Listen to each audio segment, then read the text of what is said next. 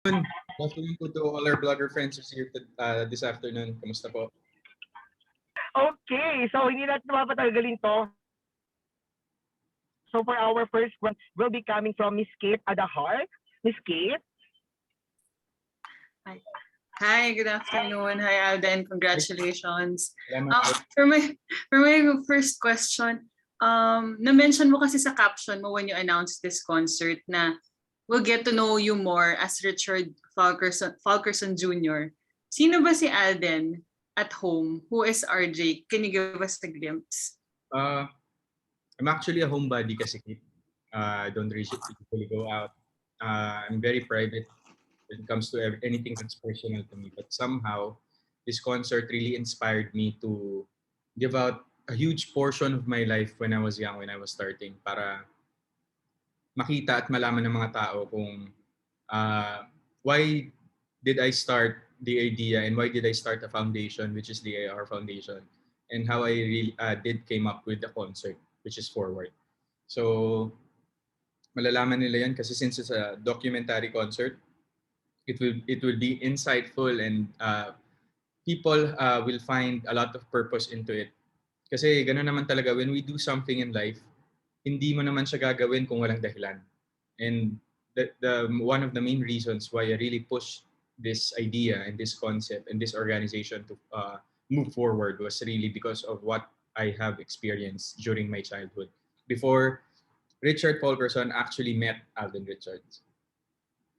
Nice. And in connection to that, in your journey to where you are now, pag binabalikan mo, ano yung masasabi mo? Grabe, pinagdaanan ko pala yon pag binabalikan mo. Kasi ngayon, you're one of GMA's most important actors. So, bukod to sa sa madalas nakakwentong rejections, auditions, ganyan.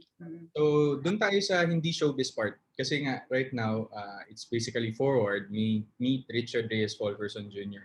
Ang rejections naman kasi hindi mo lang yan nai-experience kapag artista ka. All of us have experienced that. And one of the reasons why I championed for scholarship programs and granting scholarships was, me myself, I've experienced that. Yung gustong-gusto mo mag-aral pero wala kang pambayad ng tuition fee. Somehow, the idea of yung hindi hadlang ang kahirapan sa edukasyon, actually, medyo isa siyang attribute sa mga kabataan natin kung bakit hindi sila nakakapagpatuloy ng pag-aaral, because they don't have the resources. So I want to break that cycle wherein you get to be reliant with other people para lang ma-achieve mo yung dreams mo. I want the foundation to be there for these kids para kahit paano they will find comfort and they will find an organization that will help them achieve their goals in life without asking anything in return. So the only thing that we are asking for these scholars is to continue the idea of kindness na natutunan nila sa amin, and to also be they give back to other people na kahit hindi na sa amin, because gano'n naman para ma-create natin yung unending ripple of kindness, we have to start somewhere. And this foundation is the start of that. Congratulations again. Good luck. Thanks. Thank you. Thank you, Pat. Medyo ni-reassess ko at binalikan ko yung how I prepare for a concert. Kasi basically, the past concerts that I've had are all performance concerts. It focused more on the showcase of the singing and dancing ability of me. So ngayon, the motivation right now for this concert is really about purpose. What is this purpose all about? Why are we pushing this purpose forward? Kasi parang doon pa lang sa konsepto na yun, na iba na agad yung motivation ng lahat ng tao. Not only me, but all of the people who are behind the whole the AR Foundation and the whole concert, the Forward concert. So it gave us a different motivation. Iba yung gana ng mga tao knowing that this concert is really for a cause. They're gonna be able, that's ganun yung sinasabi ko sa kanila when we were doing this. I make them part of the foundation, of their I'm giving them the credit for this kasi syempre if yun like what I've said, hindi naman kailangan pag sinabing tutulong ka sa ibang tao, kailangan pera lang. You can always contribute to a certain cause kahit sarili mo lang yung present. And that's one of the things that I've learned with this project that we're in. And I can see to these people na kapag ganun yung binigay mong motivation sa kanila, iba sila mag-work. And most especially din sa akin, iba yung passion ko dito. Talagang, and this concert is the concert na talagang sobrang hands-on ako since I've also produced this. So talagang ang sarap paghirapan kasi alam mo yung kapupuntahan niya. Management at the end of the day. It's all about putting up your priorities first. Kasi ako, whenever I wake up in the morning, makikita nila yan sa concert, part of the docu yan. First things first ako talaga. Ano yung dapat mo nang gawin before doing the non-important things? Parang yun muna yung inuuna ko. Siguro yung setting up your goal in a day. Iba yung setting up mo ng goal for a day, setting up your goal for the week, setting up your goal for the month, and setting up your goal for the year. Magkakaiba yun. May short term and long term. So that's also the reason why siguro I was able to come up with this despite of my busy schedule kasi I strongly believe that the word busy is just an excuse para hindi mo magawa yung mga bagay na dapat mo pang gawin, na dapat bigyan mo ng importance. So pag busy kasi ako busy ako sa ganito. It's just an excuse. It's all about time management. And I guess isa yun sa mga na-master ko since ng pandemic. Malungkot siya in the past years na that we've been all in this situation.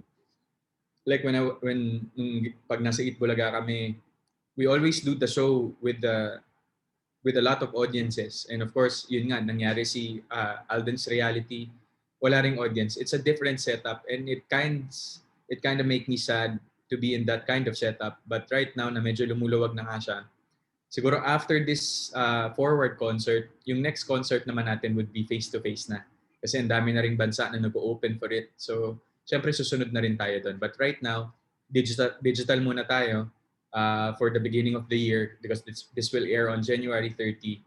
At least, syempre, para ma-champion din natin yung cause ng foundation. Kasi yun yung sabi ko na parang we have this foundation, parang gawin na nating big yung launch niya na hindi lang natin siya in-announce sa news and social media, but let's make something out of it na mas may intindihan ng mga tao. Where did this all idea came about? How did this idea came about? So that's the purpose of this concert. Salamat, Alden. Hi Alden, kamusta ka na? Okay naman. Ayan. Really, really happy that you're doing this. What has been the part of the whole journey as Alden Richards made you realize that you need to help other people? Actually, it's not really the journey of Alden, but the journey of Richard Fulkerson. Mm-hmm. That I realize. Yun nga, I don't want to create a stigma that Richard Fulkerson Jr. and Alden Richards are separate people. They're the same person, but just different in perspective. Kumbaga, that's also gonna be divulged on the detail of the documentary concert once they watched it. And parang ako, being RJ, being Richard Fulkerson, I guess that's one of the reasons why I pushed through with this kasi I want to break a certain cycle. The cycle of not being able to go to school because of financial incapacity. Because I've experienced that myself. So I want the foundation to be there. I want us to be there for these people, especially these kids who are really eager to learn and to finish schooling yet they're incapable or hindi nila kayang ma-sustain. I want to be part of it. I want the foundation to be part of it para matulungan sila. And sobrang laking bagay kasi ng mga personal experiences kung bakit namin naisip lahat ng to. Parang the best way talaga to be able to know how a certain situation feels like is really to be in that situation and experience it firsthand. Kagaya nga nung cliche saying na experience is the best teacher. It really is. So that's one of the main reasons and motivations why I came up with this project. A couple of years back, I've had the chance to interview you during your birthday concert somewhere in Laguna. During that time, I asked you a specific question that, and you answered like you would give your time I mean, you would give yourself time for love and relationship during this year. Have you, I know you've accomplished a lot, but have you ever had thoughts of settling down or finding, that person? I guess the objectives and goals for different people changes depending on the circumstance that will come their way, especially now. Mhm. And love is just there. Andyan lang yan. And apparently, dun sa time na I wanted to, I'm really open about it. Dumating to eh. And this will help a lot of people. This Mhm. will parang give more reach and mas masarap siyang gawing legacy sa buhay. Kasi andyan lang yung love. And I get the whole stigma of love when it comes to the Philippine showbiz industry. But medyo iba yung way na tinataha ko ngayon. Iba yung focus ko ngayon. So right now, I'm really focused on this foundation and the concert actually. So yun nga, nag-iiba siya as time goes by. Actually, every day, nag-iiba yung priorities. Now then, although you've helped a lot of people, you're good looking and all, but you do have a lot of detractors too. You have your share of detractors. Yes. And Why do you choose to be kind? kasi parang I gain more than stooping down to their level. I mean, to all celebrities, parang being the bigger person and being the better person is what really counts. I mean, these people, they have no identity. They're just Mhm. they just create dummy accounts and try to put you down. And it's been a culture, especially now na talagang sobrang nag-skyrocket yung social media because of the pandemic. But yung detractions kasi and yung mga negative comments they say about me, uh, I find different ways and let ma my success answer those negative connotations. Wow. So, doon na lang. Mas magfo-focus ako doon rather than to go head on against them. It's a waste of time para sa akin. All right. Thank you so much, Alden, and can't wait for more successes for AR Foundation as well. Thank you, Jan. Thank Salamat. you. Parang galit na galit sa vlogger, parang robot ka ba? Process of creating this concert was difficult, but for some reason everything fell into place, and I guess that's one of the signs na this project was meant to happen. So ang dali eh. We come up with an idea, we come up with options, we throw it, we brainstorm about it, and then it comes out perfectly. So isa yun sa mga nag-push sa amin kung bakit parang this is meant to happen because everything fell into place. And naging very rewarding siya as our journey goes by. Every single day, may nadidiscover kami to ourselves, to what this concert is all about. What also inspires me about this concert is how the actual people who's working in this concert are actually moved by it. So, ang dami ring na-inspire ng mga taong involved sa concert na parang, pwede pala to. We can create a purpose concert pala na hindi lang puro all about performances and guests. So, I'm very, very happy about how things came about. Hindi siya planado, Albert eh. Parang at this age, gusto ko ito na ako. At this age, gusto ko ganito na ako. Wala kasi siyang ganun eh. So, I guess that's also one of the beauties of not putting deadlines in your life. I'm not a fan of deadlining and deadlines pagdating, like kasi syempre may culture tayo. At this age, dapat successful ka na. You have the time, all the time in the world that you need to be successful and to achieve the goals that you want in life. Don't let other people set that for you. So that's how I live my life every day. I am the boss of my own life. No one else. And syempre si Lord ang mas boss ko. Pero kumbaga, just let it flow. Work hard. You have a goal, pero don't let other people dictate your deadline. Walang ganun. There's no such thing. Parang ikaw ang bahala. You are your pilot. Dalawa lang kami ni Mama Ted na, Oma, hanap ka nga ng scholars kasi bagong sweldo ako eh. So, ganun ako. Every time I sumasahod ako sa work, I seek to it that every month I have a charity work, no matter how big or small, as long as there's a certain portion of my salary that will go to charity. So, iba-iba yon. Parang meron sa mga animal welfare, home for the aged, bayampunan, education. But education was my main purpose. So right now that we officiated the foundation, we have selected people who will become part of the screening team dun sa mga scholars natin na gustong mag-apply for scholarship. Kasi right now, at the stage 1 of the project development of AR Foundation, we're just at the stage of granting scholarships for these kids. And then, but we have a long-term plan. We have a goal. Ito, by this year, dapat andito na tayo para hindi lang naiipit sa pag-grant ng scholarships. So we can help a lot more. Mas marami pa tayong matulungan in the future. Kumbaga, yung mga bata na meron tayo ngayon, sila yung first stage of it. So the foundation has a long plan. Meron na kaming 5-year projection kung saan namin gustong pumunta. So I have a really good team behind me. So yan. Ayun, yun namin nagsasalita na naman. But okay. Over the country. The scholars Wow.